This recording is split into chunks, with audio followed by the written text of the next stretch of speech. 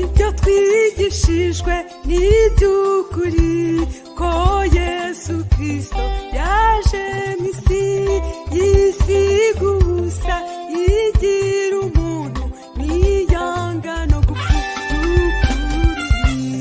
Ibyo twigishijwe n'iby'ukuri ko Yesu Kristo yaje mu isi yisiga ubusa yigira umuntu niyanga no gupfa ukuri.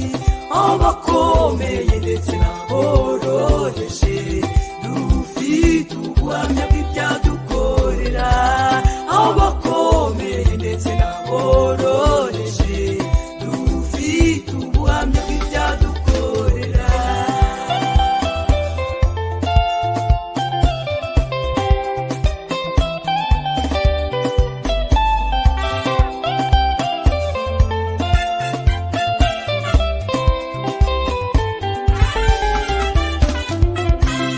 Nimurebe urukundo ruhebuje Data wa twese yadukunze, rwatumye twitwa abana b'Imana kandi mu by'ukuri niko turi. Nimurebe urukundo ruhebuje Data wa twese yadukunze, rwatumye twitwa abana b'Imana kandi mu by'ukuri niko turi.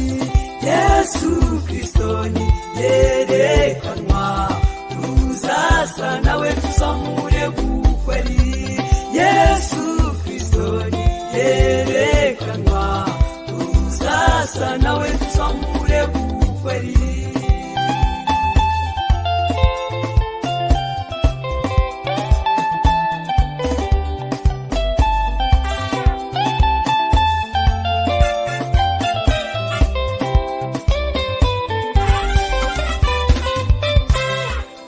Abashakashatsi n'inzobere bahora bandika ibitabo, ntibiteze na rimwe guta agaciro kuko bivuga ko mwamuhambaye.